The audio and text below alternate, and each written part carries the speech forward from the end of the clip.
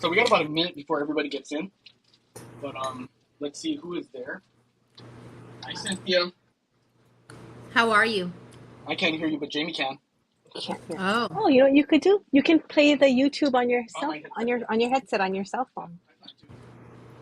All right, Miss Cynthia, give me a second, and we'll see if anybody's coming to our class. I have to restart this computer.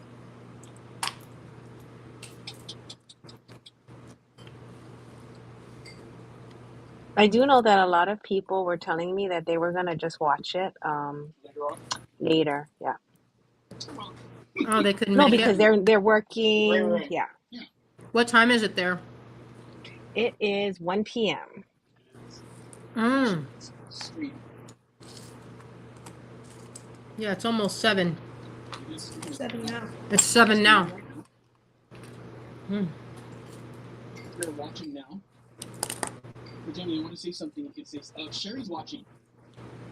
She's in Hi, Honolulu right Sherry. Can they see me, or is it just you right now? It's just me right now.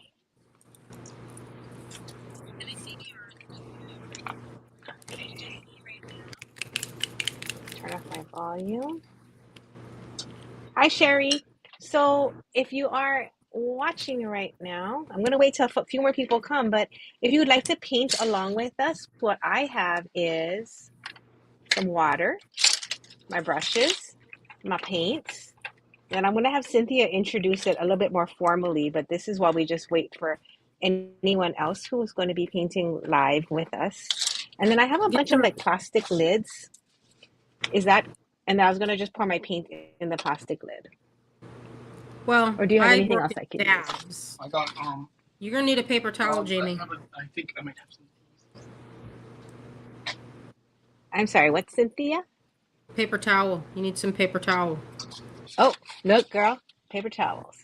Hi, Perfect. Sarah. So Sarah's here, Brenda's here, Sherry's here. So if you guys are going to be painting with us, again, I have some water in my ever popular tofu container. I have my pieces here, my brushes. My brushes are hard. Should I soak them? You don't have to soak them. You can just dip them in the water, and they just do that so that keeps the point. Oh, all right. And then some plastic. I mean, if you don't have any plastic, I just get a Ziploc bag, right? And you can mix your paints on You can that. use a lid. You can use whatever. Something recycled, because you're not going to be able to wash it off. So don't put it on anything that you like, that you want to save. Okay. This is not a time to All get right. your nice watercolor palettes out for. Gotcha. Hey, Danton, I just realized I shouldn't be painting on this surface because this is our shooting surface. Let me put, can you grab me some of the butcher paper? And I think I'll put that down. Okay. Yeah, I should put some paper. Are we using all the brushes? Sherry's asking. No, you'll probably won't use the big ones unless you want to use that to put lay down a big thick layer of something, or a big, area. So maybe not at the moment. What kind of paints are these, Cynthia? These are, let me see what they say. They call them patina paints, but they're not really patina. A patina is something that changes the molecular structure of the surface of the, these aren't called patinas. These are called ultimate paint.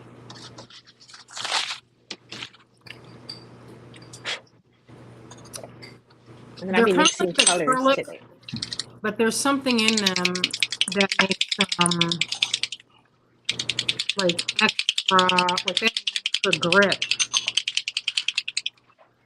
And then we have to shake them a lot, right? I'm going to start shaking already. Yeah, I shook mine earlier today. Oh, we shook them earlier. Can you start shaking those?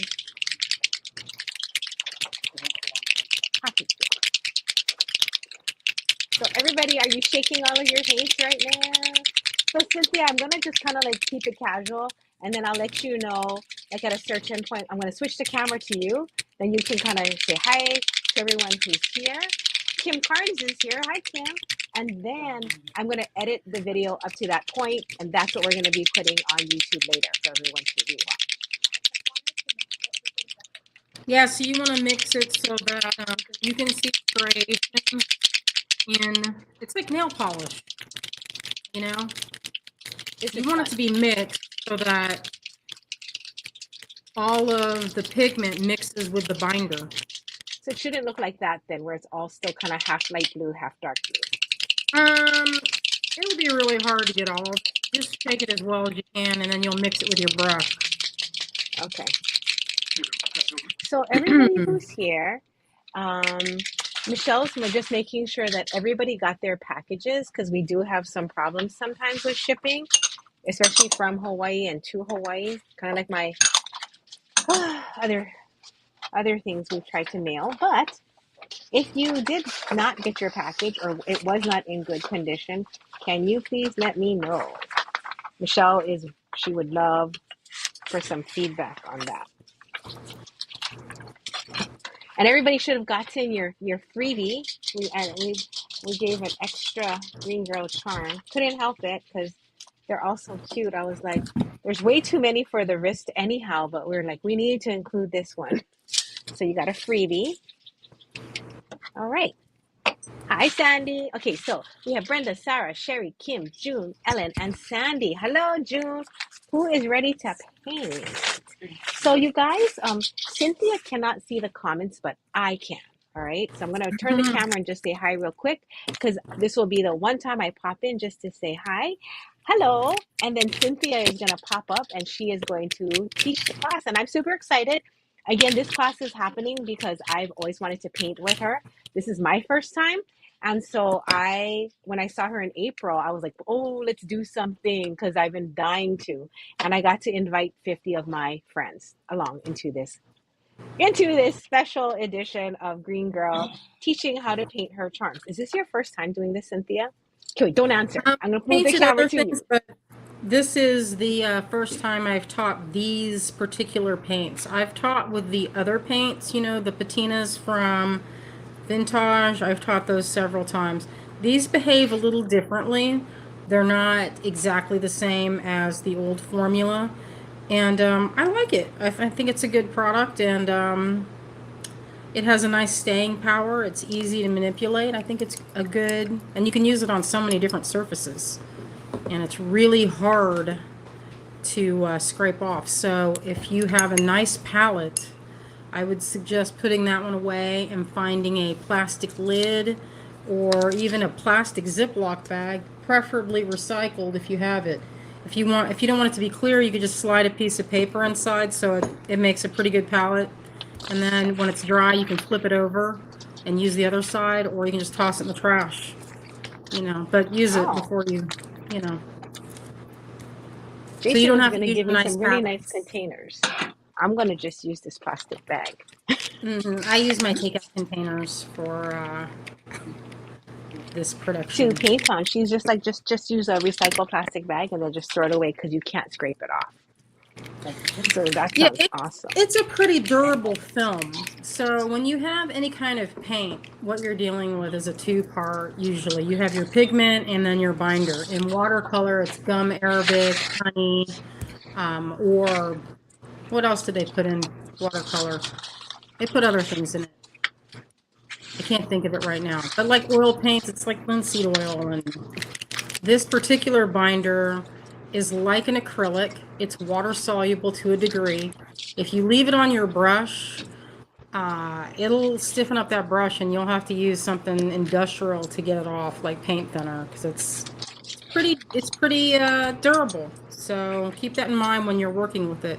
It also, one of the things that it dries very, very fast. So if you pour out a big dollop, when you're working with it, when I pour out an amount, this is how big I'm pouring out. So I don't know if you can see that, but it's like I'm just taking this and like touching it to get a little drop of paint on there, because it dries so fast. Unless you're doing something a little larger, say you're going to get down. I'm going to start with this white and show you guys something. Let me All flip. right.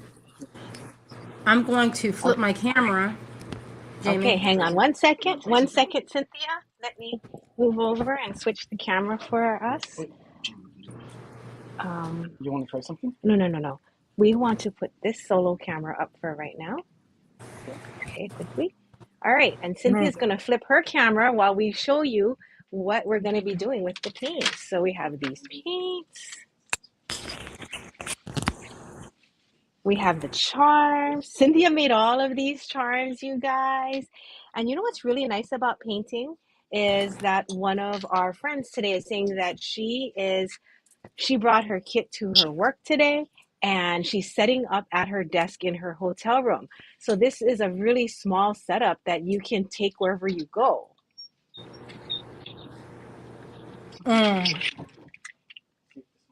This is a travel-friendly hobby. I like it. Yeah, it's not, you don't need a lot. I brought this with me to Ligonier when I went to see Andrew. Okay. Only thing, you know what I don't like about StreamYard is it's kind of hard to figure out where you are on the where you are on the screen. All right. But I'm ready. All right. I'm watching you. I am your number one student right now. I have my paints ready. I have my brushes. Okay, so before you guys start painting, let me just show you. Usually what I like to do is show some of the techniques before you dive in so you can see how it's done. So everybody has a different way of painting their components.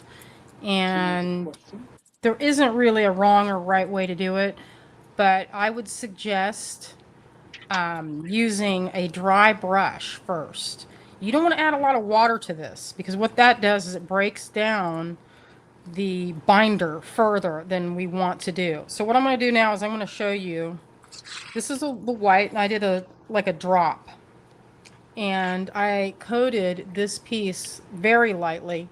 And this is a second coat I'm going to do. This was just a test. So you can see how it behaves. So once I got that very light coating applied, it becomes more opaque if you apply another one. This is called overpainting, or you're going to overpaint on white. So don't do it with me yet. You're just watching. So you can go in and do a piece with this white, and whatever you lay down on top of it, it's going to be really bright.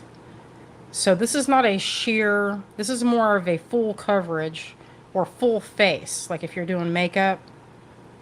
Oh. This is full face. This is not a sheer look. I guess it's like a primer almost, huh?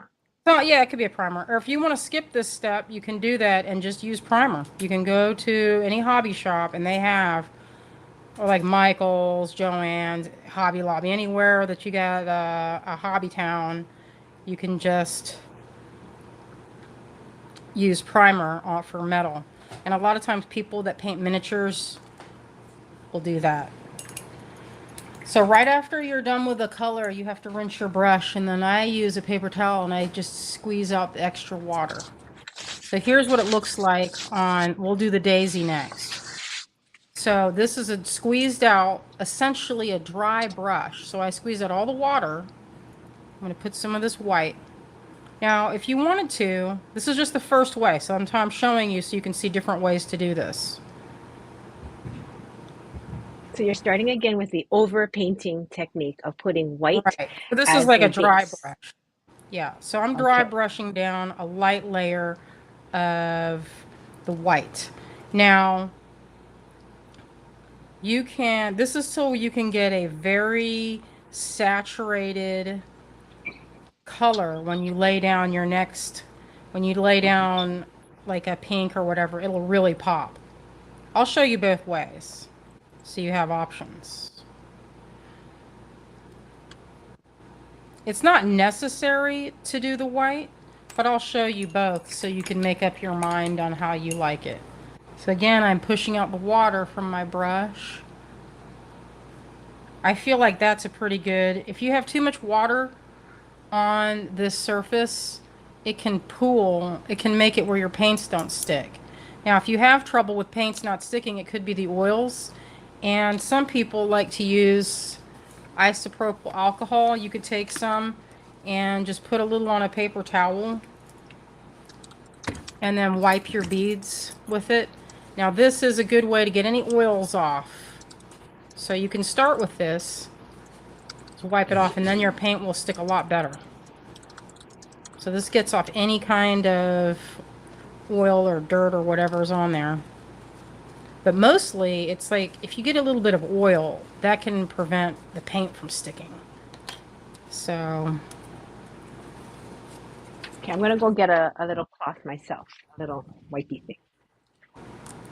yeah, wet naps work great for this as well. So if you don't have alcohol, just use your wet naps. And if you don't have any wet naps and you have hand sanitizer, you can put a little piece of, you can squeeze off a little hand sanitizer and put it on there. And all that will do is see, it's taking off a little extra of the oxidation. We prime these, or we patina these with blackjack, and it's a type of blackening that goes into all the cracks to make the details pop. Otherwise, it's kind of hard to tell what they are. They kind of look like this if you don't have, if you don't oxidize them. So that's a step that you can do if you find that your paint is not sticking as well as it should. Sometimes I skip that step because I don't, my beads don't feel greasy or whatever. The paint just sticks to it. But it will work pretty well to do that. All right. So let's try that. While these are sitting, those are the samples with a few layers. This is with one layer of white, quickly dry brushed to the surface. And this is two. This is 2 layers of the white. And it takes about a minute for that to dry, like maybe 2. All right. So this one I added a teeny bit of blue. And I'm going to do a different technique with this. It's going to be like a little bit different. The fun thing about these paints is that there's a lot of room for experimentation. So if you have pigments, you can use pigment paints or pigment powders to mix in. Those are kind of fun. All right, I'm going to get a little bit more of this white. And see how much I'm putting down? It's like a tiny amount. The reason being, it dries really fast. And if you pour too much out, you're just wasting paint because you'll never get to it in time. So I chose this palette of colors. How many is in it? 5 colors. Because every color that exists can be made with those. Wow. Almost every color. I'm sure there are colors in there that I probably couldn't make. Like a true cyan. Probably can't make that. So I'm going to show a trick. This is direct painting, so I'm going to get the color I want. I'm making this dusty blue with a little bit of this blue and white and a touch of the black. Maybe a little bit more blue. And you can always add more. You just drop a little bit. So this is a little more fluid than the other paint, than the patina paints. So I'm going to just take this one. This is another technique. This is directly painting a color onto the pewter without the underpainting of white. And you can see that it has a little bit more of a sheer effect. So I'm showing this so you can decide how you want your paint to look. Now, some folks will use this just like a patina. And they'll put all these colors in. I just went down with a little bit of blue on that. And then what you can do is wipe off. You see how I did that? And that would be giving it a kind of a patina. That's like a statue, You could go in with more white. So that's like you're getting the verdigris in there. It's sitting inside the lines. So you're getting a sheer kind of look. And the fun thing about this is you can keep adding to it. And if you really hate what you've done, you can always remove the paint. You just need to get a brush and either paint thinner or acetone. I believe acetone will get it off pretty, or nail polish remover will remove it. This is kind of fun because this has two sides, so I'm gonna do both sides. Maybe I'll make it a little bit different. Maybe this side will have more blue.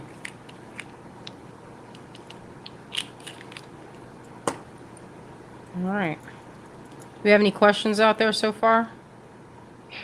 I'm taking intense notes, Cynthia, and typing it as you go of what I've learned about overpainting, direct painting, patina, removing the paint. You are a fountain of information.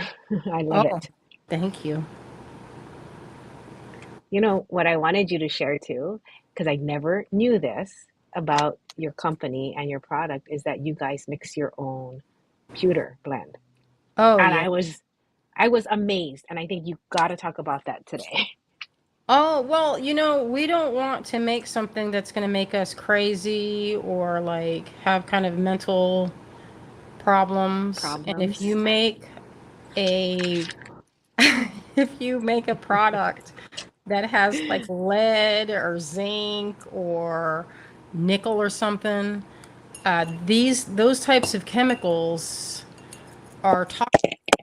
And we make all this stuff in our home studio. We have our operation in our downstairs two-car garage. We call it the workshop. And we don't want to get the crazy times, you know? If you make something that's toxic, it's going to come up through the floorboards and make you funny. And not in a good way. So that's two different sides. So see how this side I just went ahead, direct painted blue with a little white, little bit of black. That's one way. And I kind of mostly focused on the highlighted surface areas. This side, I kept the paint in the crevices and then wiped off. So you can see, look at the difference. Now, one fun thing about this is, let me see if I can find it. I was just thinking about, you can take sandpaper. Oh, good, I have some here. Now, this is wet, dry sandpaper I was using on something else. But this isn't one, yeah, actually it is dry. So I'll show you on this side. This is the one I'm trying to highlight. So what works well is one of those buffing blocks from Sally's Beauty Supply. If you guys have those in Hawaii, I don't know if you do. I think we do. Like a nail polish buffer. Because you don't want to use anything really, really abrasive. This is like worn down 800 grit. So, I mean, it's not even, there's hardly any tooth to it left. But you can see what happens when you go over, you're removing that top layer of paint. So you get that look. And that's a kind of interesting.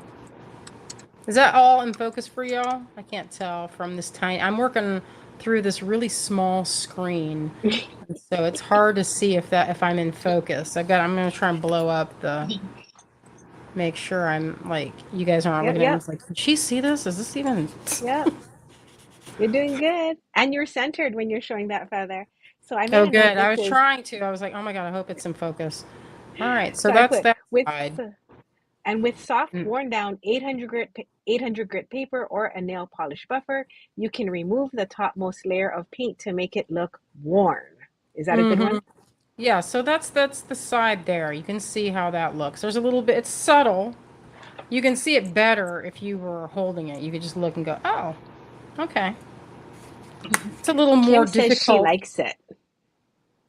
Awesome. All right, so that's how you do that side.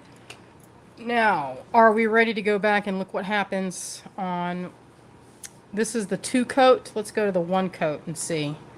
Let's try to make a purple. All right, so with these colors, you can make any color. So when you're going to make a purple, you're going to need these.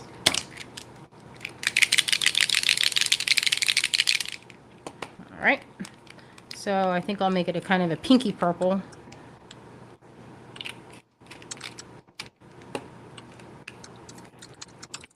There are also, this brand makes a bunch of different, like, what are those, like, mediums that you can top it with and thin it? I don't tend to use those that often, but if you want to make your paints really sheer and watercolory, you can totally add those. And those will give a really pretty watercolor look.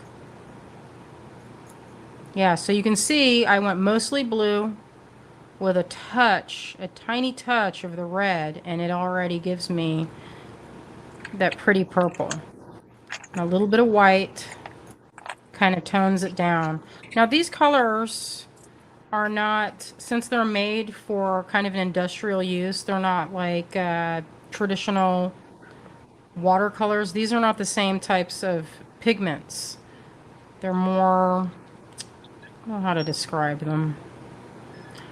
They're not exactly the same. Like you can get a quinacridone violet for an acrylic, and that's a different color than these. These are made mostly for kind of industrial use, I guess. I'm not sure how we would describe that. All right, so you can see how it looks on top of the white. You can really see it. There's the comparison here. You see what I mean? So there's two different ways you can do it. You can go direct, which is this. Go mix your blue, the color of the blue that you want, and you can either go into the recessed areas like this and sand off. This is the easiest to maintain, so you'll never know if that ever gets dinged up because it's already sanded. This is a little more difficult to maintain that. You got to be more delicate if you go for a thicker coating on top or a more opaque coating. Now my brush already started to get dry while I was talking, so I'm going to rinse that and clean it and get all the water out. Okay, so I'm going to try another. You know, those usually have, they have like a darker purple in there. Those, what are those called, Jamie? Violet, The pansy stamen, the family. violet, the pansy. Oh, you know, it's perfect what you're doing because we had a question. How would you blend two colors for a two-tone effect for a flower? I'll show you. All right, so, oh, thank you. Greg is hand delivering some of the items right now. They're right in the tumbler and they're fresh right out. And boy, are they dark. They're dark? They just look darker than those. They're really, You put they're, back on the tumbler, you mean? no, I'll just wipe them down with alcohol. Because you're gonna paint them. Now we know the trick, Cynthia, on how to take some of the dark off. I did not know that either. I was like, what? All right, so let's do an ombre. Let's get a little bit of this. Let's try yellow and try and mix that in. Don't those usually have like a border of yellow? Yes, I think that's gonna be they do. I gorgeous. think they do. All right, so I'm gonna try and mix that. I think this part, because I think it's that. I think. Oh, hey, thankfully that was a little bit dry. Oh, I'm so Let's try excited. All right. All right, let's see. I think that it would be this part, wouldn't you? So I'm going to take off some of that color on my thumb and dry brush to see what it looks like.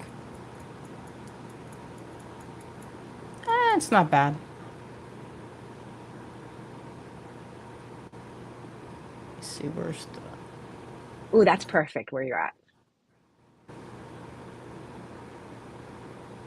What I'm doing is I'm hitting the highlighted surfaces here. So what that does is it gives it the illusion of more depth. So going in with thin layers of paint like this, it's kind of relaxing and kind of meditative, you know. So what we're doing is just dragging a dryish brush. So there isn't a lot of paint, there isn't a lot of pigment on here. And I'm just highlighting the surface. So that's that with that little bit. You can go in, if you didn't like it, and go in and put a little more to blend if you want to see a more blended effect and have the two colors, you're blending a little bit on the brush. But what happens then is you get a mix of those two colors. And so just Cynthia. like on a real plant, you can go back and forth and kind of shade those together. See how I did that? Let me try to add a little bit of, we'll try to add a little pink to that and see what happens. I have a question. Okay. Is it okay if I Yeah, interrupt hit real me. quick? Okay. How light are you brushing?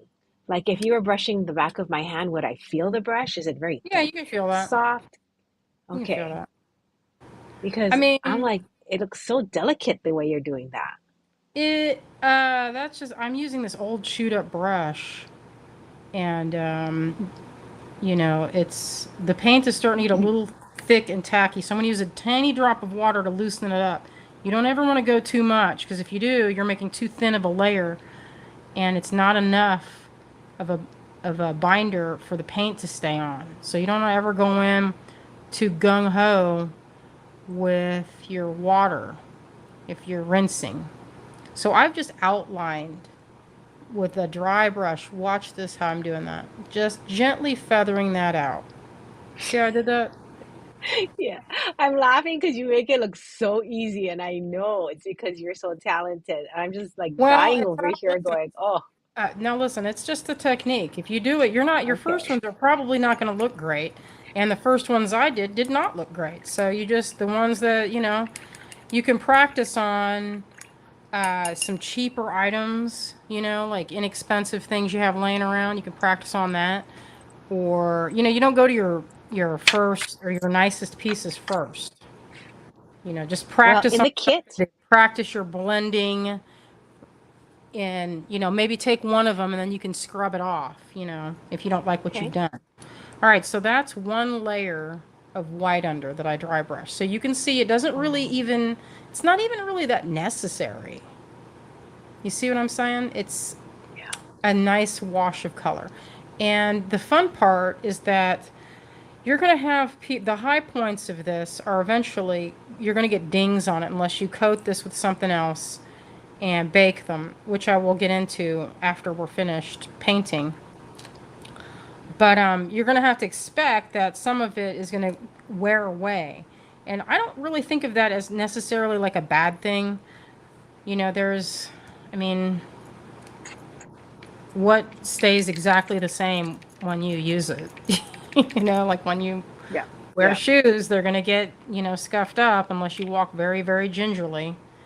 So you just kind of have to expect unless you treat them very delicately. Or you give it a good spray. And sometimes you can spray and then the spray wears off, you can spray it again. Or you can just repaint it. That's the beauty of it. You Mm. can just, you know, you're not happy with it, do it again. That's what I like about it. I mean, it is pretty permanent, but you can always just keep adding. All right, so I'm going to do a quick layer just to see. Now I made a little bit of a more watery paint with this because these were starting to get dried up. I'm going to see what happens. And I mixed a little with that. They're kind of fiddly. Let's see what I did there. Oh good, it didn't really. You see how fast that's set up? I mean, that's why I don't Mm-hmm. pour a lot because I just dunked that right in there and it didn't do, I mean, it's a little bit red or it's a little bit wet. All right, this is on the 2-coat and you can see on the 2-coat that, all right, let me focus there. It's very easy to see the colors because I have that underpaint or like a priming coat. And it's pretty easy to paint these. If you look, really, the sculpture is giving you your highlights and shadows, so you don't have to worry or even try to get, you know, to shade anything, because that's going to happen automatically with the paint.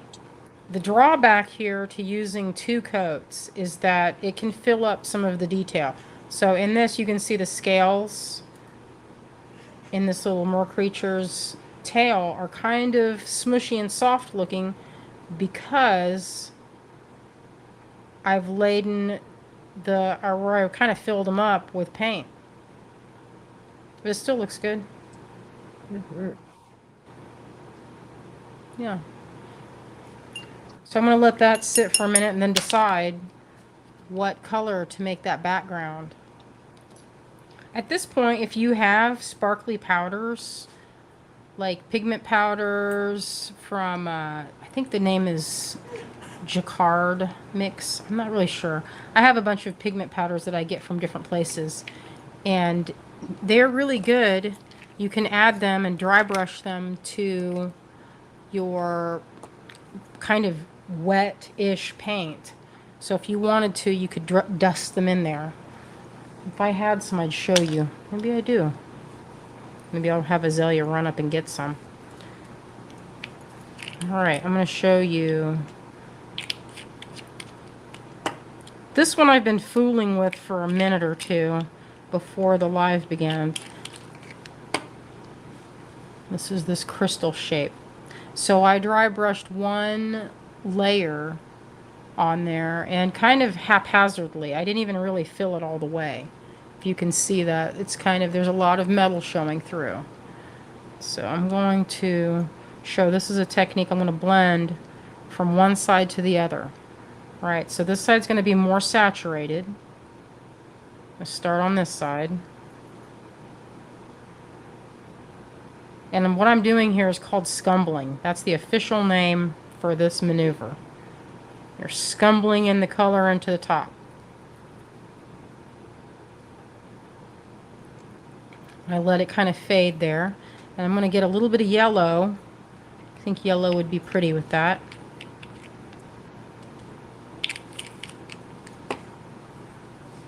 And I'm going to start it on this side.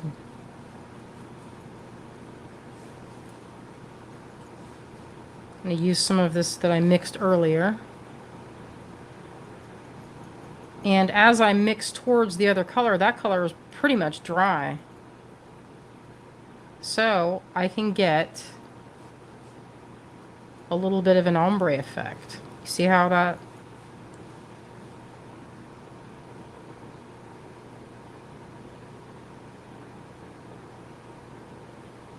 And the fun thing is that you can layer over. I'm going to hit the high points, some of the parts with the yellow over top of the blue.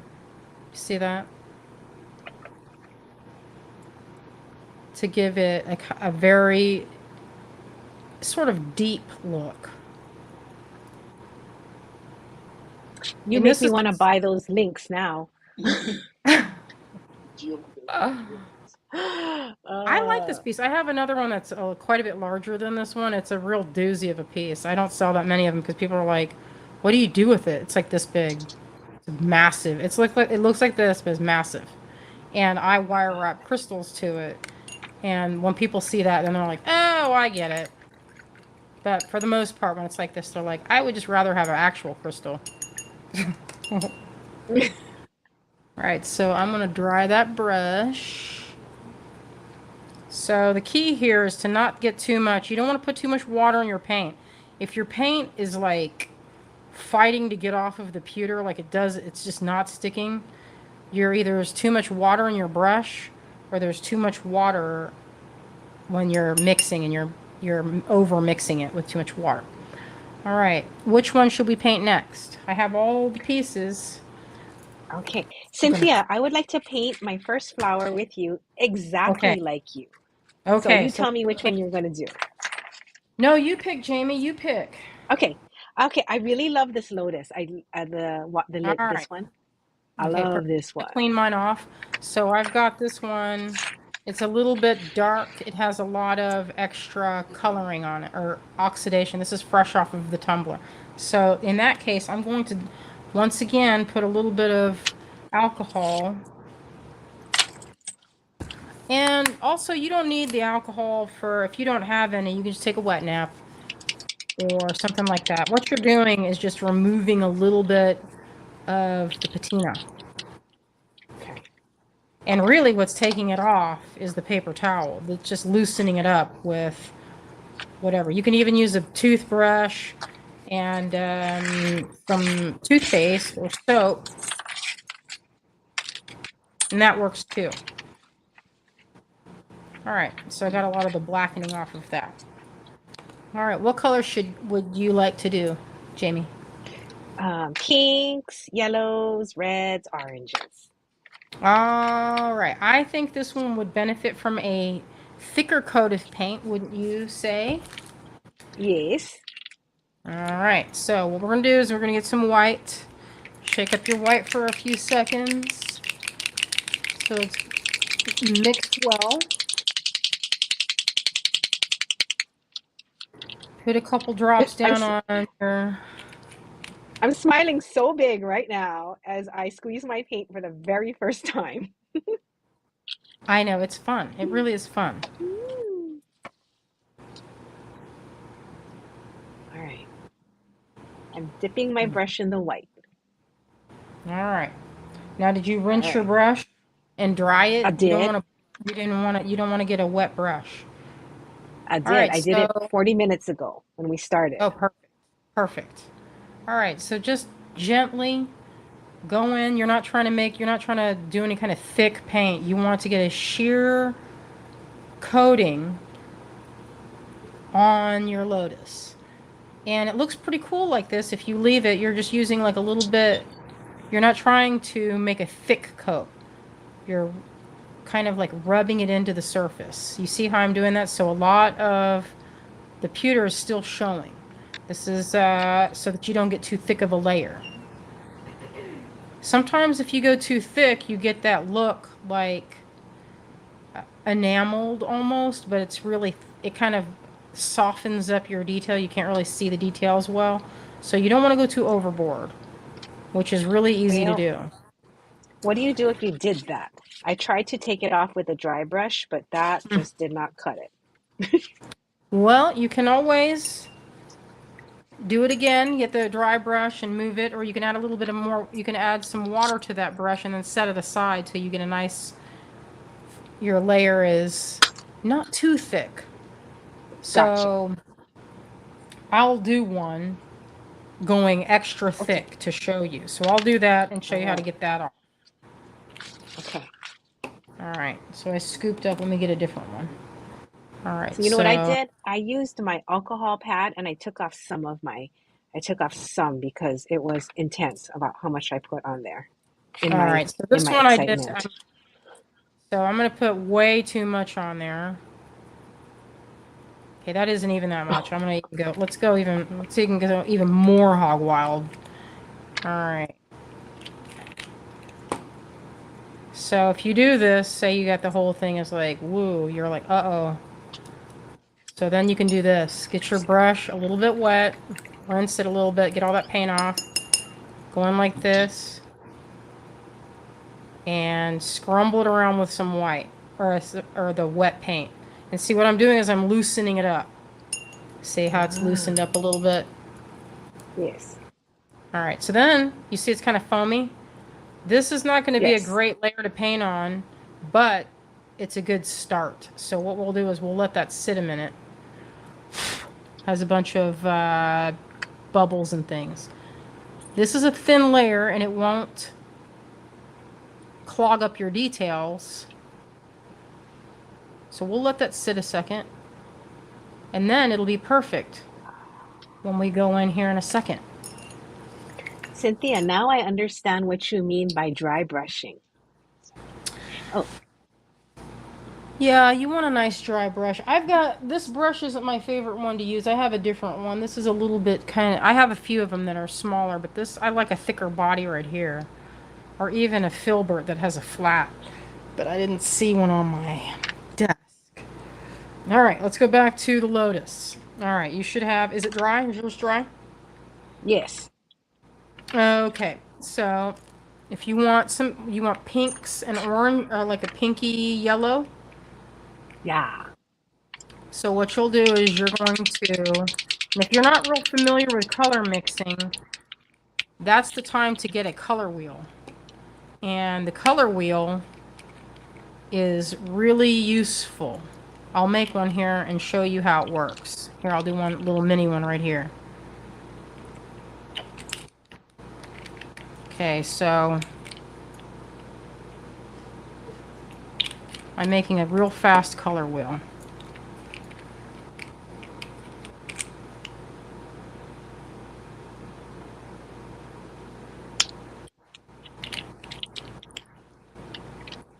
It's not exactly round, it looks more like an oval.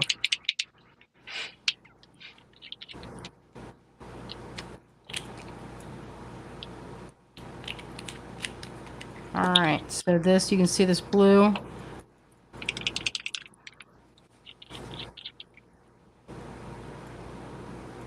All right, see how that blue mixed with that.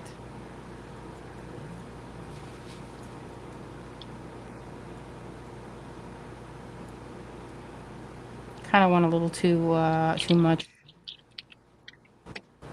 The yellow isn't super strong, I think. Let's see. All right, so you see how I did that? From these three Yes. colors, your primes, you can get pretty much different mixes by the amounts that you add of each color. See? That's cool. I've never done that before. Yeah, see what I'm doing there? So you can, by adding a little bit of the yellow to that yellow green, you get a nice lime. And that's just, see how fast, I mean, you really can make pretty much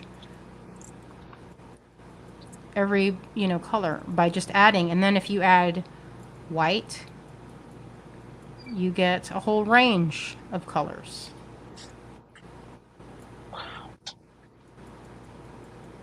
So that's with that's not even getting into adding the black. So that's what you can get very quickly from those. And I only added white to this one and this one. So you can see from just that the colors are actually very saturated and, actually really good for the price. Usually really good colors cost a lot more than these. Some of my professional pigments are very expensive. And I like to make my own paints. We talked about this before. I found some minerals the other day. I was frogging around in a creek and I found this green stone that when I broke it open, it was kind of chalky. And it was kind of like a sage green color. And I thought, hey, I'm going to make this into paint when I get home. So I just have to grind it up and add gum arabic to make watercolor. Or if I wanted to add ink, I'd use an acrylic ink binder. I have a bunch of binders. All right, so I'm mixing the pink. I'm making a pink with white and a little bit of red. Now these colors stain really fast, so you don't need a lot of any of the colors. I mean, you can see I'm using like a dot of color. Like this red, look how saturated that is. Mm-hmm. It's very saturated. So you really don't need a lot of the, I guess that's like a hue would be the mix. This is a hue, I guess. This is I'm drawing a blank on what that's called when it's the non-hue. All right. When it's not the I don't remember the term. All right. I'm going to dry brush some light pink over these lower petals.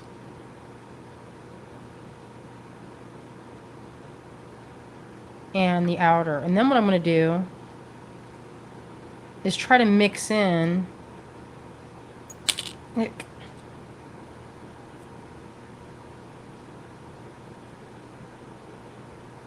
see, I'm just hitting that. What this does, if you do it this way, is I'm just sort of, like I'm not using anything precise. If you look at my movements, I'm dusting the color in. And just the brush is just lightly attaching paint to that primed section. All right. See that?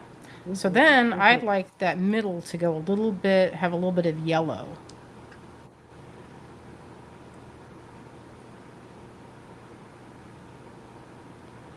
And the fun thing is you can keep kind of layering colors as you go. So if you go in light enough, you kind of have to go in with a light touch. You don't want to go heavy-handed with it. And if it helps to have a smaller brush, then pick up a smaller brush if it helps with that. But sometimes it helps to get one that, this one's a size, let's see, it's a size 2. And this would be considered kind of a large brush for this job. Usually you'd want to go in, if you were painting super high detail, you'd go in, if you were going to get like every petal and every one of these little things right there, you'd go in with a tighter brush. But I don't feel like, I don't know, that's just not the way I paint these. So you can do that and that would be really pretty, but it's kind of, that's more labor intensive to do it that way. All right. I'm going to try to get a little more of a saturated color in the middle. And so I dried that brush off. It's wet. It has a little dab of yellow paint. I'm going to drag it across that surface. I want the details to shine through. Like those little dots will add a lot of texture to the piece, so it doesn't flatten out the surface. If you fill them up, that's fine, but it just makes your piece look a little less detailed. So you see how I did that? So what I'm doing is just dragging that brush that has, it's dry, I dried it off with a little bit of paint. And then the paint, I kind of wiped it off on the palette so it's not a big thick, what you're getting is sort of a sheer layer. And you just dab it on there, just like that. And I think that looks good. You can intensify the color by adding more layers. It goes pretty quick, and what I like to do usually is work in an assembly line. Like I get a bunch of these going, you know, like 6 or 7 of them in a go. And then when one is in a stage where I can set it down, it's easy enough to just set it aside and grab the next one. And then when while that one is sort of setting, you pick up the next one. And it's pretty fun. I mean, I think it's pretty relaxing actually, because there's no part of it that it can be totally ruined. At no point are you in danger of ever like, oh my God, I ruined this completely. You know, like say you're working with gold leaf, and if you mess that up, you've wasted a lot of money in gold. With this, you know, you're like, I hate it. Well then, you can always remove it with some nail polish remover and start again. So, don't let it, you know, don't let the idea that it has to be perfect get in the way of your good time with the action of painting. Because it is fun, and it should be fun. I mean, we're not trying to make a statement and like get into some fancy gallery. There's no suffering that needs to take place here. I had this professor when I was in art school that used to say, he's like, if you're enjoying yourself while you're painting, you're not doing it right. And I always thought that was such a weirdo thing to say, you know, because I enjoyed my work, and it kind of made me think, well, maybe I shouldn't be enjoying it. Maybe I should be suffering and, you know, really feeling these feelings and, you know, making more avant-garde things. And it turns out maybe I just don't feel those things. Like, I'm pretty much just going to enjoy myself when I'm painting. And it should be fun. Cynthia, I have a question. Hit me with it. Kim says, I have a powder called Perfect Pearls by Ranger. When did you say would be a good time to add the powder? In the final coat? You know what? You can add it pretty much if this stuff is tacky right now, or right after you lay down a coat, you can go in and dust it on there with a dry brush dipped in the pigment. Now, if you try to go, you can mix it with a clear if you have a clear primer, or you can mix it with any of these. You can mix it with white, any of the colors. You'll get a sparkly color.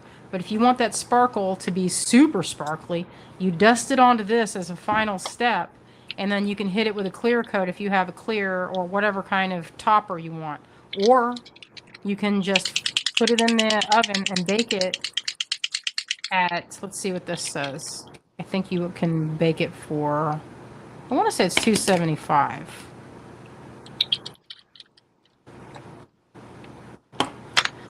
But it will make a nice sheer sparkle.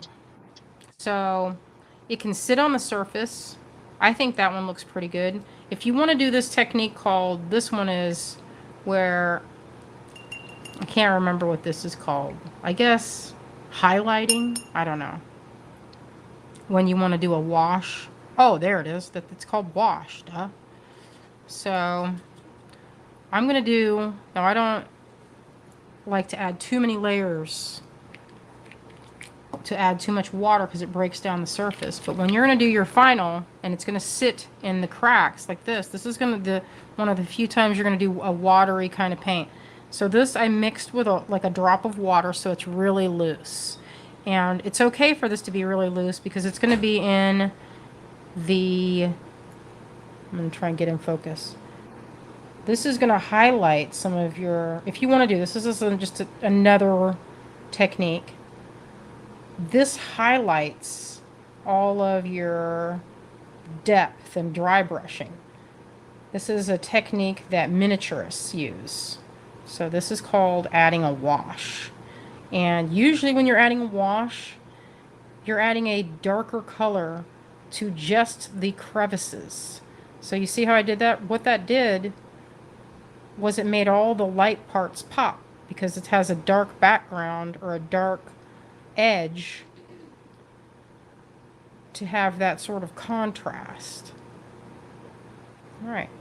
So did you see how I did that? That's called a wash. And it's very, very, very thin layer. This is not something, I mean, if you did this straight onto pewter, you wouldn't see it necessarily on unpainted, and it's not a very durable coating. It's more like your last, it's like putting the dot in an highlight on an eye painting. It's that little bit that makes it, you know, pop. It's not necessary, but it's a fun, if you have a minute, it's a fun thing to do. Let's try it on this one. Let's add a little bit of a wash to this, and I'm going to make a purple to it. Or maybe a dark maroon color would be pretty. How's everybody doing out there? Let's see. I think everybody is doing great. I am loving my piece. Okay, so is there any questions? Any kind of, anybody having stuck or anything? All right, I'm going to wait and I'll let you know. All right, so I'm going to add a little bit of a wash to this. I made it a little thicker, but I wanted to add a little bit more detail. So it looked more like I think this kind of plant is called a viola. Viola? It's in the pansy family. They all kind of look similar to me. Similar structure. So this is just the highlighting, but what the fun thing is you can still see all of my different colors that I've put in there, you know, that I've dry brushed. Now, when adding that wash, you can see how if you add a little bit of water to it, it spreads it right into those cracks and recessed areas. And so I wanted that to happen. So I added a little bit of water to make that wash. And it's going to settle into the cracks. Now, if I find that I've made it too dark, I can always go back in after this is dried a second and make it, I can re-highlight some areas, or I could go in with a little bit of sandpaper and kind of dust off those initial highlights. All right, I'm going to highlight this one with a wash.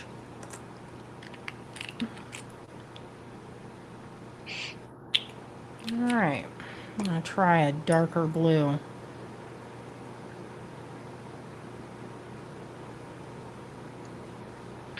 Okay, so this is previously painted with an ombre effect. Now I'm going to highlight it by using a wash. It sounds counterintuitive, but you see how that kind of just spreads out through there and gives it an interesting texture. That's just one more technique that you can use on your painted pieces. And so you have a little bit, this is like a wet, this is a really overly wet. It's not a very durable, so this is like, it's better if it's with other techniques, other painted techniques, because you can barely see it. If you were going to just go like a wash on like this, you see, you don't really, it's kind of hard to see. I mean, it's there, but it's still hard to see. So that's why you can see it better on a previously painted piece like this one. I'm going to show you. It just makes the piece pop. So it's not necessary, but what it does is it really highlights your painted area by adding to the darks. Now you can see my texture on the tail.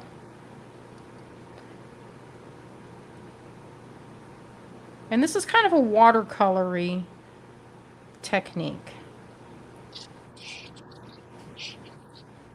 And it's pretty fun, pretty loose.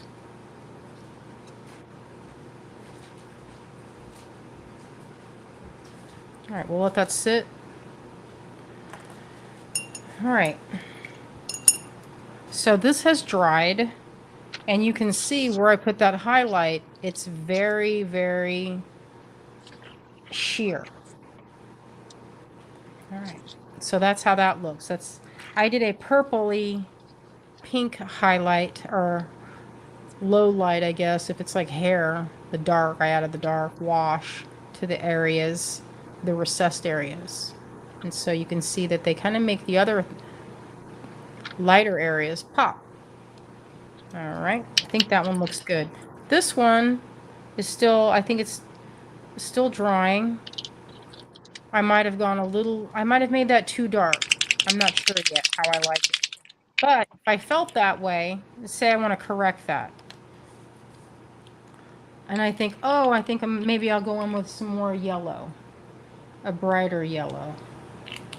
And I'll dry brush that in there. You can easily go over top of it. This one has a fair amount of coatings now. It's getting to be kind of thick.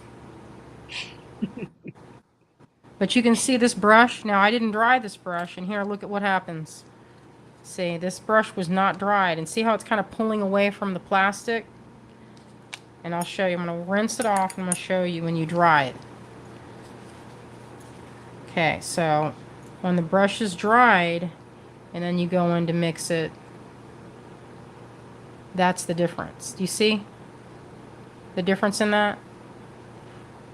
How it's not pulling away from the edge. That's kind of hard to show you with that yellow. Probably can't see it as well. But add the water to it. Yeah. I just got to grab a drop, and you get, see what I mean, how it pulls? Yes. So you'll know you've added too much water if you get that action. And so that's fine if you're doing a wash where you want it to do that in the cracks like this. This is drying still. And that blue is in the cracks. So in that case, it's fine. And it'll stick to this because there's already a layer of paint down. I kind of want to I paint need this some one. sandpaper. I'm not too like super stoked on certain things, so I think I'm gonna do that technique you showed with that soft sandpaper Mm. because I kept painting and painting, and I'm on my fourth layer of trying to cover up something that I wasn't excited about. So let me try that. In fact, I'm going Mm. to do it as a demonstration because I think a beginner would probably find this more believable to see another beginner doing it. Ah, well, it is And then true. I since mean, it's not one of the easiest paints to deal with. So it behaves kind of like an acrylic and kind of like an ink. yes, It's thicker than acrylic ink do and you thinner think you than could liquid look at my acrylic. piece and then give me some feedback? Sure. All It right. looks good. So I think what So you could this is benefit from is some highlighting to make your details pop. So you can either take some sandpaper like we talked about, or mix up a lighter bluish purple. You could go over it if you felt like it, but this will work great. I'm kind of excited to use this sandpaper technique. Like when you did it, I was like, "Ooh, that looks like fun." Yeah, it is fun. Oh, look at that. I mean, like immediately it starts to look less heavy. Mm-hmm. Yeah, and as you wear the piece too, it'll highlight that. And then I'm going to do that wash. Jermaine says, "Can you make the wash too wet?" If you can't see it, then there's too much water. So you want to make it. You want to have a brush ready to sop up. Say you get too hog wild and you put too much paint. It's not going to hurt the under part if you get too thick. You're just changing the color and adding another layer of color. If it's too translucent, which may be the case with this, then you can go over and do it again. You can give it another hit of color.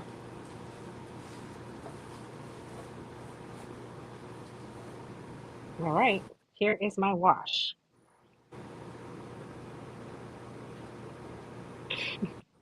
I feel like almost like I've never held a It brush in looks my good. hand before.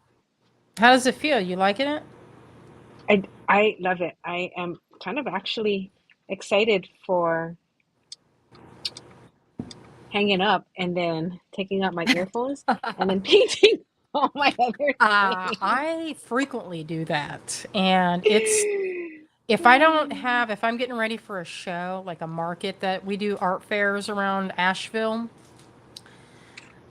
and I make them and paint them and put them on necklaces. And if I ever get a moment where I'm like, oh, I have a few hours here that I'm not like I'm waiting between kiln firings or something, I'll get these out. And my setup is, I mean, I have all of the other colors, but I tend to love the set of these five.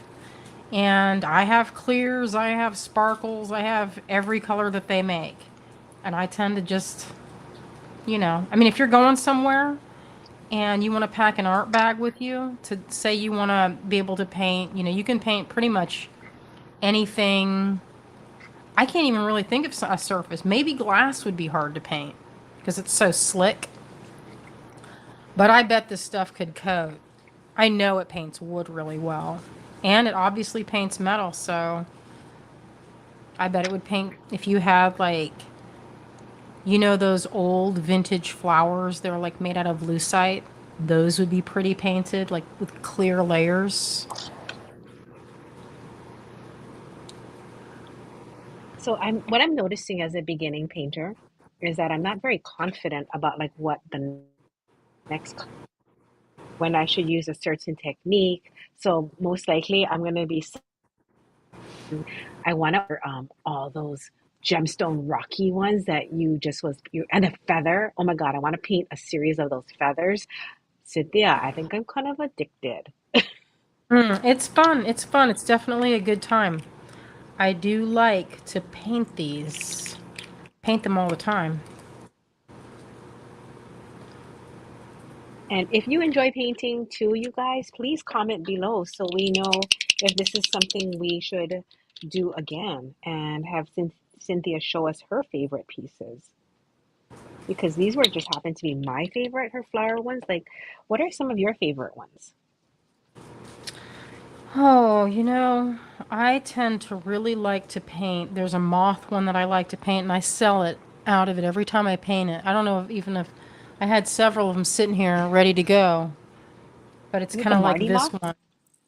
That one, I already sold all the ones that look like that. This one is a bronze one, and I don't know if I've tried painting the brass. I guess now's the time to find out how that looks painted. Ooh, because if it looks good in the bronze, I could do the humu humu nuku nuku apua. That'd be Let's try it cute. and see. What color you think she should be? I love bronze. It's a really hard metal. Super hard. It's so hard, in She should fact, that be. if the hole is plugged on our piece, we have to remelt it because it's almost impossible to drill it. Really? You can't go back. You just have to start over. All right. I think blues for her would look good against that gold. Nice. So when you're painting and you're deciding, you said you weren't sure what painting technique to use. I think the key is to look at the piece, and then decide what kind of look you want. So if you want it to show I want this one to show a lot of the bronze underneath. So I'm just going to do really light layers of color and just see what happens. If I don't like it, I can always just use something to take it off. You can use some nail polish remover, or I could quickly wipe it off before it sets.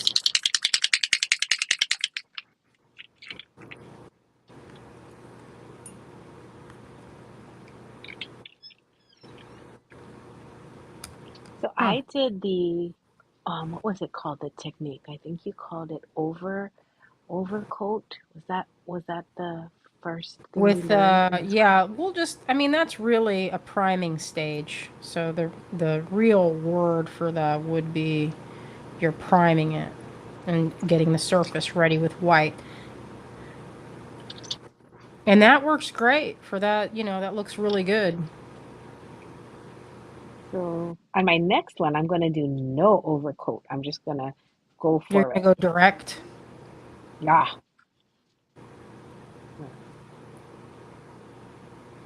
That's with a little bit of blue so far. What do you think of that?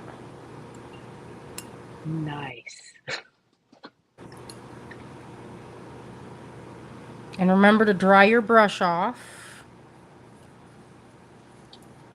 I feel like that's one of the ways that I hear when people are like, this wouldn't stick to my piece. I feel like that's usually the case. If you're having trouble with that and your paints are not sticking to your piece, then you're either using too much water, or you need to clean your brush or clean your piece so it's not greasy, or have some kind of chemical. You don't know if it's grease or whatever.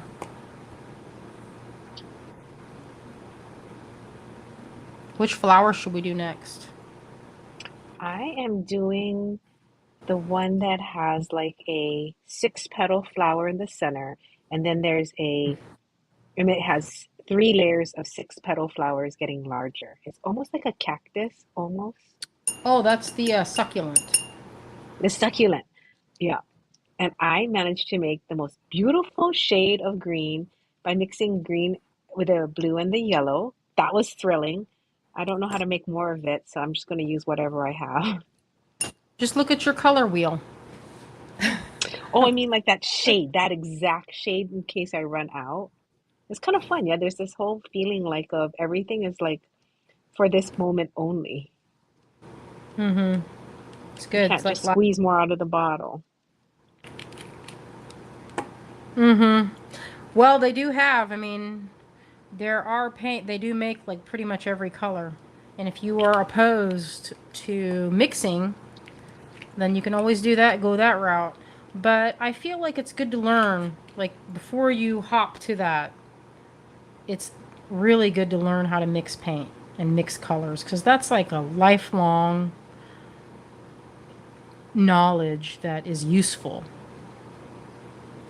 It's like with when you're making jewelry, if you make or if you're making a painting, if you pick three colors, say you're making a any kind of composition, three colors next to each other on the color wheel, they will always work together in any direction.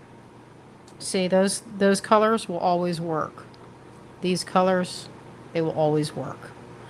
The colors are opposed, that's called complementary, or wait, no, not complementary. Oh, yes. Opposites on the color wheel work as the same for ones that all sit together. And they'll always look right. You'll never have a moment of,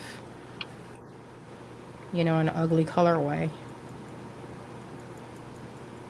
If you have a Cynthia, color when the wheel. paint's all like chunky and then I'm wetting it to kind of like revive it, is that okay? You can, but you're getting at the end of it. Oh, okay. That's why I tell you, hey, always remember, don't put too much because you end up just getting dry paint. And it's best, even though it's kind of a nuisance to keep opening the bottle, it does not have a long wait before it's dry. So that in a lot of ways is good. So then you're not sitting here like with an oil painting waiting for it to dry. But the drag part is that it sets up really fast. I just poured that white like a minute ago. Now I got to get more.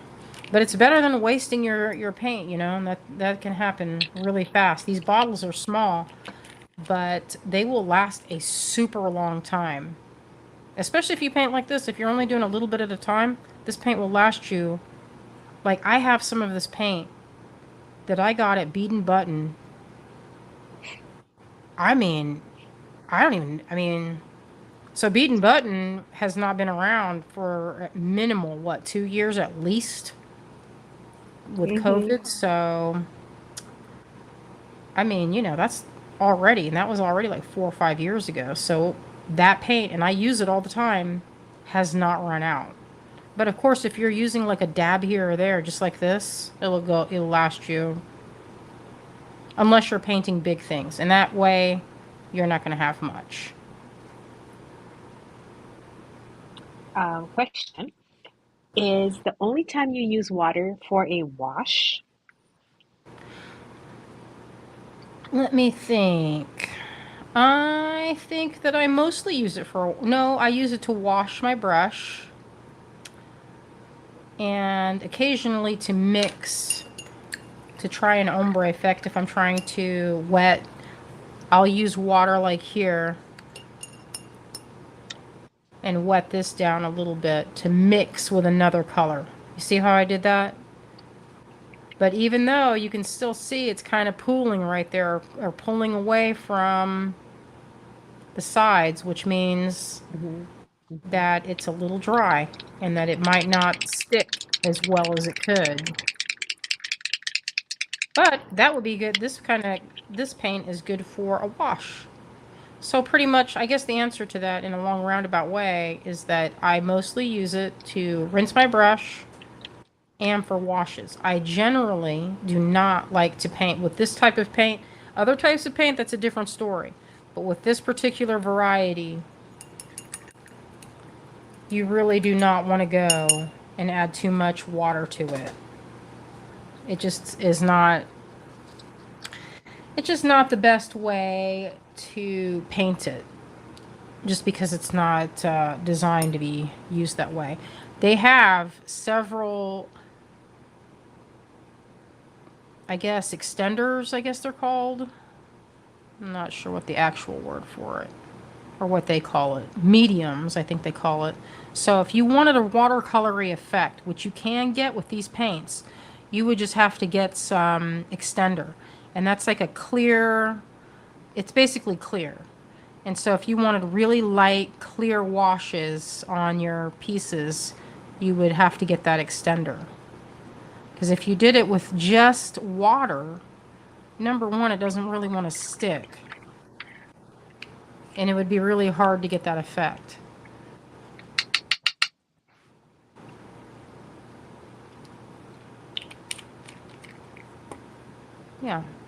Are there any other questions? Well, Sandy says, this is great learning the various techniques. She's anxious to try them on other Gigi pieces that she has. And Oh, I cool. fully feel the same way. Like I am. I'm anxious to go and find all of my drawer full and start painting them all. Well, you know what? I have ones that I painted from the 90s, and they're still painted. Although back then, you know what I used to use? I used to use Testors model paints, like to paint toy Mm. cars. And that stuff stunk to high heaven. But on the upswing, it's really permanent. I mean, they look exactly the same from sitting in a drawer 20 years ago. That one I kind of made a little bit muddy, but it's still, I can always go over. See, this one kind of got flat looking. I've added too many colors of the same value, which means the same shade, I guess, of color. And sometimes if you add colors that are too close, like there's not really a good dark and there's not a really high light. So that would be everything's in. If you look at a color range from the blackest black to the whitest white, and that's your range, it would sit in the middle, and it's a middle value color. So sometimes when you paint that from a distance, they don't have a lot of contrast. So you can either go heighten the contrast by adding more white, hitting the details higher, or you can go in and do a wash, which would make your darks pop or your lights pop. So since that in my hand, it's already dry, I'm going to make a blue-green, because I think those succulents have that really crazy blue-green shadow, almost like an ultraviolet. It's a really weird, if you've seen those succulents in Tucson. When we go out there, it's like going into an alien landscape.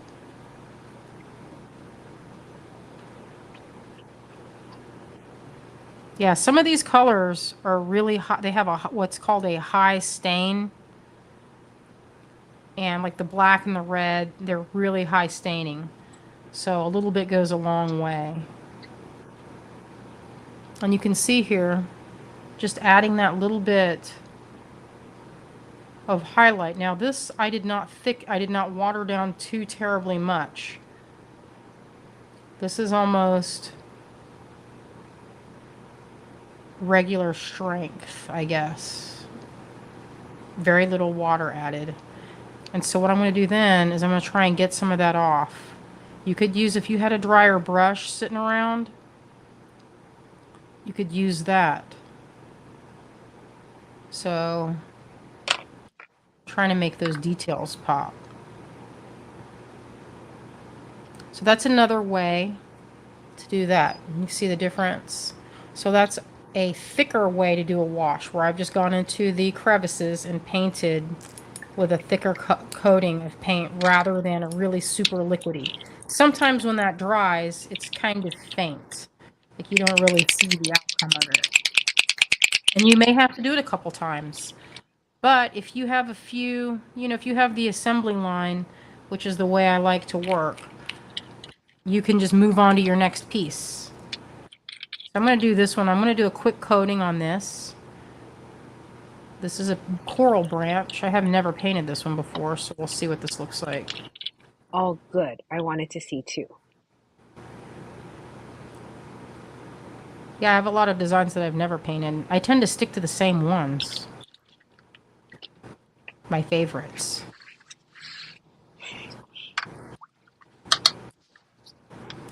And some of them just seem like they're designed to paint, Mm-hmm. Now, one of the things I've noticed, if you have a design with holes or lots of crevices, you don't want to go in with thick paint, because you're essentially covering up your detail and making it harder to paint, because it's not going to hold as many details if you do a dry, or if you do a wet wash, because they'll already be filled with paint. So you kind of have to decide early on not to go in and fill all those little spots. You could, But then when you went in with your dry brush, they're already filled. And that amount of space is very small. All right. I poured a lot of paint there for myself.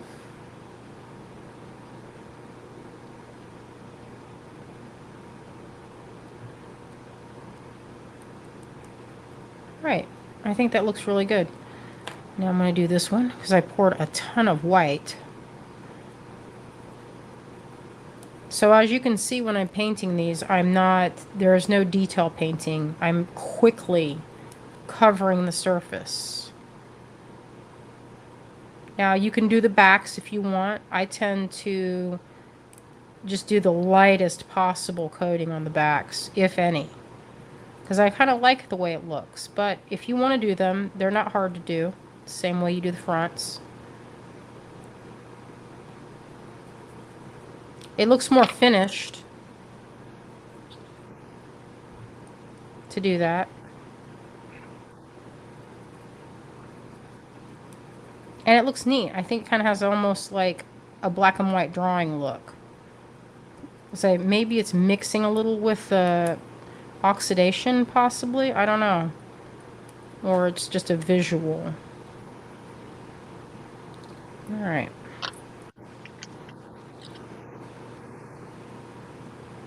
Anyway, I feel like it's fun.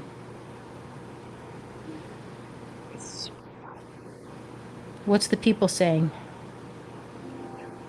If they're working on theirs like the way I am, it's so engrossing. It's hard to talk or think about anything else. Oh, I definitely cannot host a show and paint because it is so fun. Like all I'm thinking right now is what else can I paint? Oh, well, what can't really, you know, the real question would be with what couldn't you? Because this looks really good on wood, too.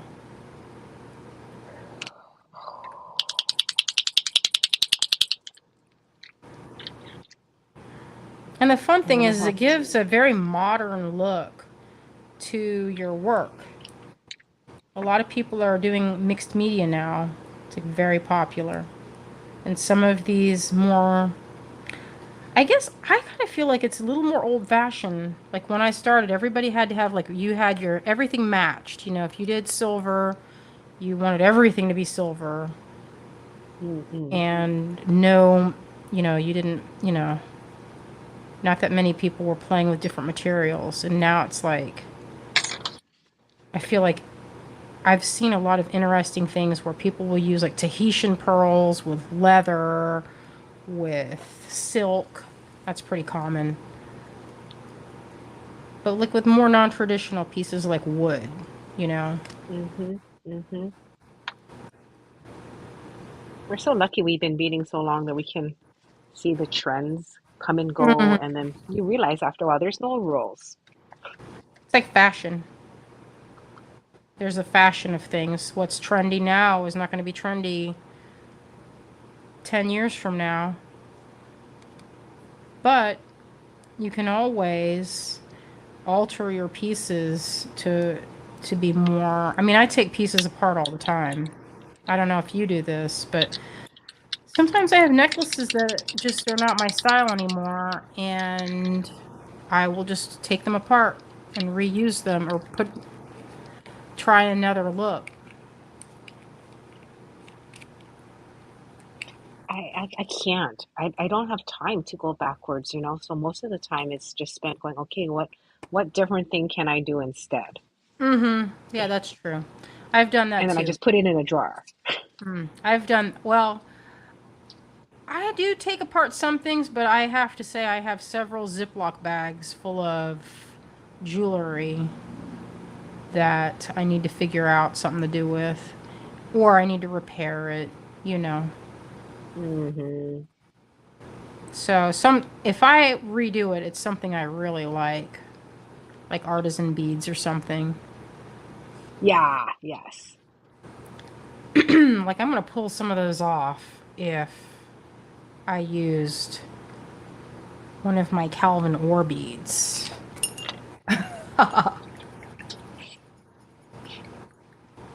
Or my Bombercats, right? My Mm-hmm. collectibles. Right. Those are coming off. Those are not going in drawer. I got these at Bead Fest from Chris Shabler. Aren't Oh, those so pretty? yes. They're right up my street. And I got them to go with these. That was such a fun show. You know, I was happy. It was still small and people were complaining. I was like, listen, y'all are lucky that this is even here. Look at Are you going to this. be doing any? Are you in any other shows this year? Oh, that's pretty. Let me think about that. I think I have. I don't know. Those are African. Can you believe that? That modern African. They're That's not old. nice. I know. I love them. And then you know what happens when I love something? I'm like, oh my God, why didn't I get like 20,000 strands of that? Or like, look at this. Isn't that so crazy looking? Oh, It's some kind of orbital jasper, so they grow like grapes. And then when they round them off, they make them round things. Look like little planets. Anyway, that pretty. was some of my goods that I bought, and I'm gonna match them up. Some necklaces. Oh, here's another thing you can do with it. Like I painted this octopus and I made this out of silver PMC. Mm-hmm. So one of the things you can do, so you can't paint acrylics into metal. They just won't stick.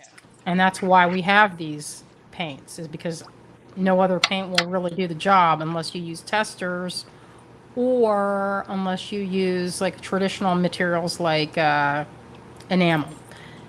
So what I did with this was I went in the background, painted the surface with these paints or the patina paints, and then powdered on. So someone was asking earlier, I don't remember who, about when to add glitter paint or glitter or the powder pick sparkle powders. You would dust them on. And so what I did is I dusted it on this little guy's head, that octopus's head, baked it, and then poured resin on top. So it was sealed under there. And so it gave it a really 3D look. See how that works? Yeah, So that's that's cool. another way that you can use these patina paints in bezels, and then you can paint inside the bezel and then top it with resin. So that's just one Oh more my way gosh. that you could You use. used to do that a lot before, remember? I did them all the time, all the time. They're just so labor intensive. So I would do that with this. I would pour, and I have done it, but I've sold all my samples.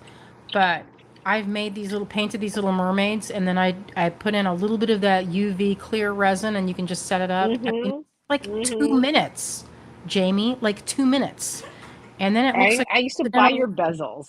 Yes, back in the day. I mean, they didn't have that Mm-hmm. resin back then, but I get people asking me about that, and I'm like, I am too blind to make those anymore. It's hard to see to carve that small. I had some good ones back in the day. Oh, I think I should do this rose. They're fun to paint. How is everyone doing? Are there anybody having any issues? Well, I have a question from a customer who says, do you tend to do the primer coat more often than not? You know, if I don't know what I'm going to do, I will do that primer. And sometimes if I know that I have to do a bunch of painting and I know that I'm going to want them to be primed, I go to Joann's or Michael's and I get that primer spray, and it's for metal and it says on the can, and it comes in white or like this weird gray, and I'll paint them all like that and just spray paint them, and then it's done. I mean, it's done. You don't have to do this step. This works great, this primer step, but where it works even better and is faster is to just use primer, metal primer. But that is really, I mean, yeah, that kind of surface when you do the metal primer is really super durable. And then it's it's like, then you can't go back in and do, it's really hard to do the sanding technique if you prime it, because then it's on there, you know? Mm-hmm. But I feel like it looks good either way. I've done both. I've done this every way that can be done with these paints. I have done it that I know. There may be some techniques that I don't know. I've seen Andrew paint with it, and his technique is a little bit different than mine. And it's different than Swelligant, which is a Christy Friesen product. I haven't had that come out as... I had a little more trouble with that product. Just because it was a little more difficult to work with, in my opinion. I cannot wait to put anything sparkly on all of mine. That's a fun step. That's definitely a fun step. Maybe we should do a thing where we just shows how to do sparkles, because it's not hard. On my gem rock link bracelet that I'm already mentally working on. What do you call that piece? What is that thing called? You call Gem it link. I think we call it gem rock link. link. I think Greg Yeah. calls it a rock link. I don't know what he calls it. I think that's awesome. I also wouldn't mind like painting like all the little babies that you've done, those cute little your root babies. Oh, you know That'd what? be so I cute. used to make I would paint them and put them on my Etsy shop. That was actually, if I had time, I would paint them, and they were really cute. Now that I'm thinking of it, I kind of want to paint one right now. See, the red is so high staining. I feel like the red and the black are the most intense of the colors. Like, you really don't need a lot.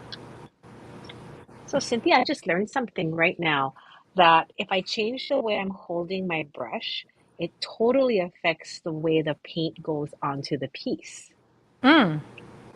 Is that, do you find that you have different ways that you hold your brush as well? I do.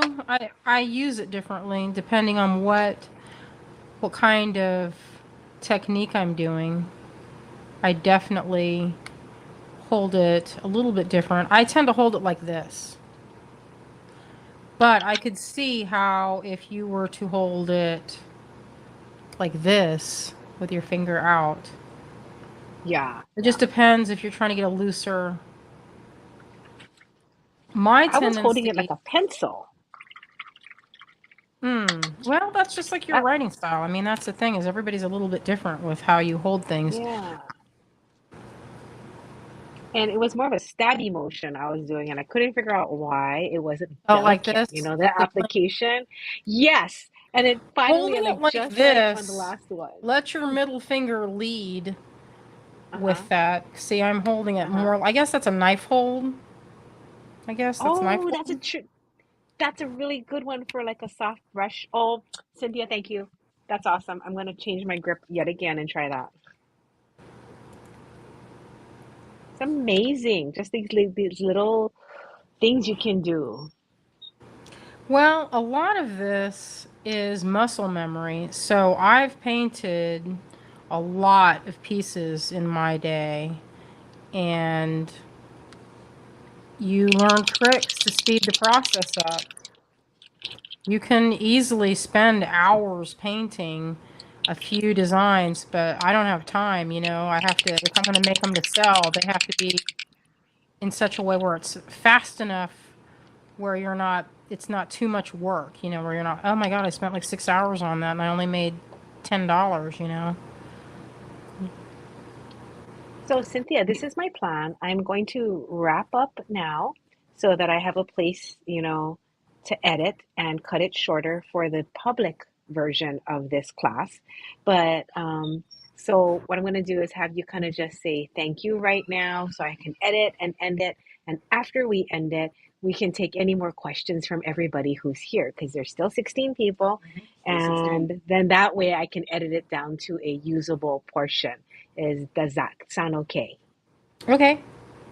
All right. So I'm going Okay, you to, switch to yours and then I will flip my camera. Is that what you're saying? okay. All Yeah. right. Yeah. And then we'll do some questions. Okay. Jason, if you wouldn't mind, I'm going to show my pieces and just say, look what I did with my sensei today. You know what we could do? We could flip it down just if you could change. Oh, perfect. So here is one that I did. Here's another. I got to paint with Cynthia today. This is something I've been waiting for probably like 10 years. So this is a momentous day for me. Oh. I'm trying to fix my shirt. Okay, well, you get your shirt together and I'll show my fourth piece. And I feel like painting it with you was beyond helpful because it increased my confidence in doing something that I probably just wouldn't have bought the paints and done myself. And that's the truth. So I appreciate your teaching and sharing it with everybody around the world. And I'll make sure that we're going to follow this up with something else.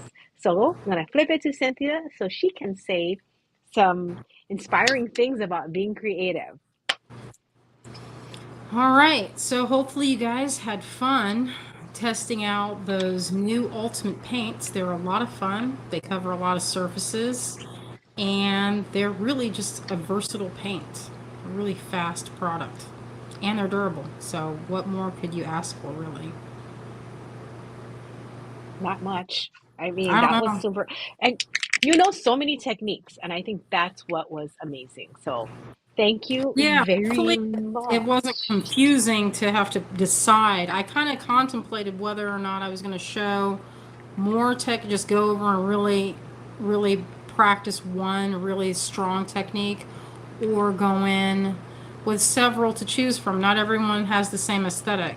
So it's nice to know how to do, all of it, I think. And I learned so much. I mean, I did not know all of the terms you used today, Oh, well, that's good. like That's, I scrub. guess that's old school painting talk. I'm trying to think, what is that one word that I learned? And I had to look it up. It was, give me a second. Scumbling. Yes, yes. That's when you Scumbling. are literally taking your brush and scumbling it in there. Usually that's Yes. meaning you're using white on a dark, is what that usually is referring to bring up a highlight. That was that's actually a Renaissance painting technique. We're using it now with Ultimate Paint. Thank you for sharing all of your knowledge. Oh, thank you guys for hanging out with me this evening and painting pewter. It's been a lot of fun. I can't stop, Cynthia. I have to stop so I can look at you. I'm like, I can't stop painting my piece because I'm just like, the paint's gonna dry. The paint's gonna dry. You don't want to I can't waste just it. do it. I know. I was looking down at my palette like, I have a little dab of red here. And I could find something to use that on. This is so fun. It's ridiculous. Thank you very much. Thank you. All right. So I'm going to see if there's any other questions. Holly says, great class. Sarah says, I like seeing the different techniques. So she has options. Sandy says, thank you. Anne says, I loved it so much. I mean, you can go and check out all the comments after. Ellen just said this Oh, has I been can't very wait. inspirational. She's been wanting to paint her GG pieces, but haven't had the confidence. So this was helpful. And for real, Cynthia, I'm going to be calling you again because I want to paint more with you. Like really, it We wasn't can do just a because I mean, combined. You know what? We can do a combined mode. Maybe I can make some things that are like that would be fun to put resin in. So that we could paint it and then do UV resin on top. Do you think people would like that? So it looks like it's like I in water or whatever. let's find out. Everyone's still here. Do you guys want to do something where she has a piece? We could put shells, teeny shells, or teeny polymer figurines, or whatever you want Well, to what put I was inside. thinking is carving something like this, Okay. where you have Yeah. an inset piece and then it's set inside something. And I have several pieces. So then when you put the resin in it, it looks like they're swimming or they're like taking a Oh my bath God. or something. Oh my gosh. Yes. Yes. There used to be this artist that made them. There was like in the 20s, I think, that did gators. And they looked like they were like the gator. They'd use green enamel was what they didn't have resin that they were using, but it was like green glass that the little sculpture of a gator was sitting in. And it was really cool. I saw reproductions of the piece, and I thought, that is one of those enduring ideas that looks so good. They had their first time I remember seeing it was at the Smithsonian, looking at some ancient Roman relics, and they had used molten glass and melted it on top of a piece, so it looked like the piece was kind of bulging out of it, kind of. I don't know how to describe that better, but it's an interesting concept, and maybe we can make something so that we can paint it and then put resin on top, and then have like a really mixed media piece. That would be cool. Because we have our paintbrushes, we have the paints, and I guess we'd have to mail out some resin because I do not know how to do resin. And I think you kind of walked me through it like a decade and a half ago. But back Yeah, it's then the not hard. formulas weren't as good. We can figure it out. We can get that going. I know some people. Okay. you know.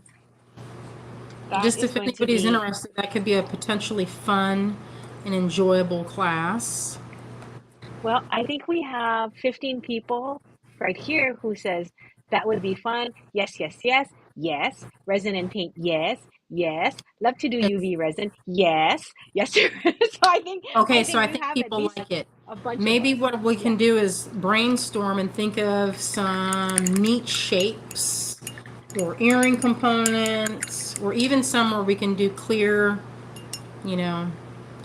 I don't know if you guys know this, but I am a dab hand when it comes to resin.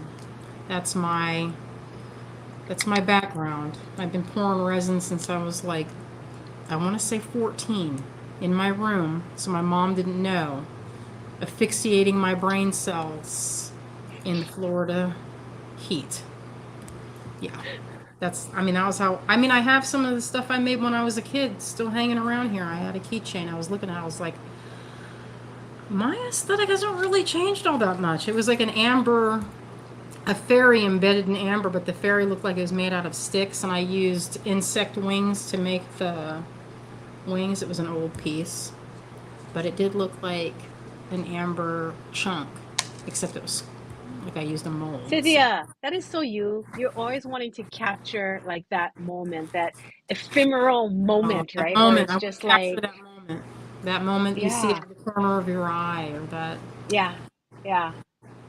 And yeah. you capture in resin so that it can be like forever enjoyed. I know, I love that. I do. Oh, so we have a question from Holly who says, never done resin before. Will it be a beginner type? And it has to, Holly, because I've never done resin before. I always start if I do a class on anything like that, I start from the ground up. So some people might be bored with it at the first like 10 minutes of safety and you know all the stuff like, hey, don't put your face over this and really breathe in those fumes. You don't want to do that. You want to back up. Maybe even do it in a garage is the best because you can open up your big door and put a fan behind you. That's where I do it. But it's simple. The concept is simple. You just need something to hold your resin, and you need to know how to get the air bubbles out, and you have to know how to mix it. So it's actually, there's a few things. It's not 100% simplicity itself. I taught a class in Port Townsend for Art Fest probably 5 or 6 years ago. I taught it with my brother Andrew, and we were making these reliquaries that you carved out a little house shape and then poured them in resin and then filled that, and it was like an all-day class. And Port Townsend is it's north of Seattle, and it rained all day. and that resin did not set up.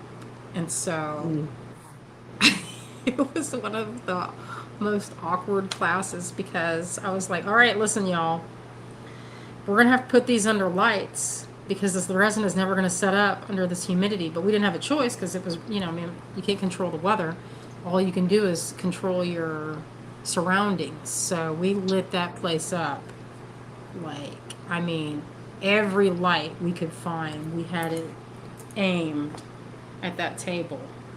And it eventually set up. So, I've had things fail because I used old resin, and that's not fun. I hate old resin. So, Well, I'm sure we're gonna find out what old resin is. Before we wrap up, is there any tips on easy baking these little cuties? oh, right. So before we wrap up, I am going to tell you how I do this. So I'll put them, let me just go get it. Okay.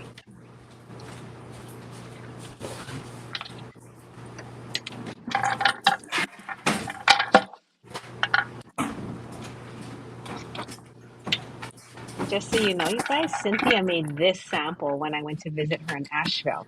And that's when I was able to entice her into doing this class. But I think now that she saw how painless it is because you all are so kind, I think she'll be back for more. Yeah, I had fun. Did y'all? Oh my God, best day ever. All right, so this is my polymer clay slash, what else do I put in here? I put these little guys in here, and I put it doesn't even have regular temperatures. It just has like power levels. So if you have a regular oven, you can put them in at like 200. This is the same way that if you have used, let's see, those like screen print inks that are for clothes. This is the same type of thing. You want to heat set it. And it's fine as it is. It's really permanent. It's even more permanent if you bake it on. So you put it in, you don't want to go higher than say 300. 275 I would think is a safe. It's kind of, it's polymer clay baking time. And I would let it sit for like 10-15 minutes to let it fully harden, and then let it cool naturally. Just leave them in there for a while. It only takes like 15 minutes, and it's pretty permanent. If you want it to be extra permanent, you can always spray a good metal gloss coat or whatever kind of, if you want it to be shiny or matte, the sky's the limit on that. There are also, this brand makes a top coat. And if you want that really glossy, wet look that looks like glass resin, I don't know if it gets as glossy. They have a really great satin, and that I occasionally use. But for the most part, I paint them. I put them in my little oven, or you can use a heat gun or embossing gun. A hairdryer doesn't quite get hot enough, I don't think. But if you have one, you just can, hit it and get it hot and maybe do a few passes. That I feel like would take a while, I'm not doing that. So either use your oven, or you can use a dedicated toaster oven. I got that one on Amazon for like $40. And it's called a convection one because it blows air down onto the piece. And it's really good. I haven't scorched any Sculpey, or I've never burned any of my pieces, so it's pretty good. So best to use a non-reg food oven. We should use something that's separate than what we would eat out of. It's, I've put them in the oven. It's not gonna hurt anything. I mean, it's not like you're doing it every day, and it's not like you're standing over it and like really wafting. I mean, you can't smell this paint. So true. So it should be fine. Well, I mean, I have an air fryer.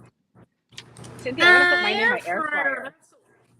I don't know if I'd use my air fryer for that. It's too hot. My air fryer is hot. Unless, you think?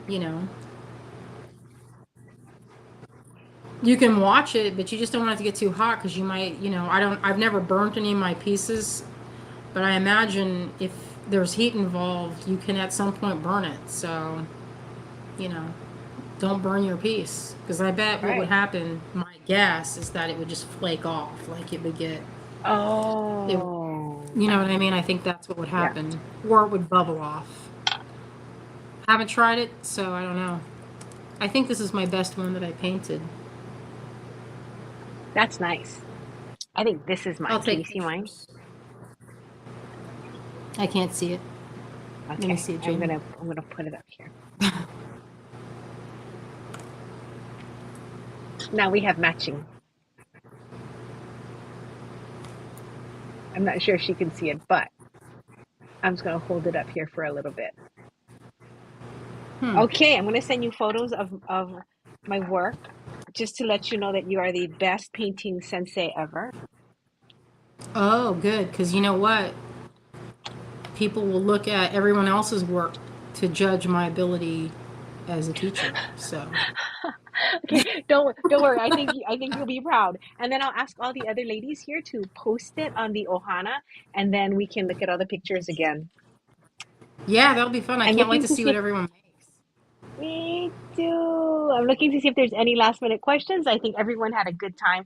Thank you very much. All right, that was fun. All right. Jason's like, wave, everybody. Oh, am I to wave? Are Yes, we you ready wave to wrap it too. up? Wave. See you Okay. guys. Thank you for joining me.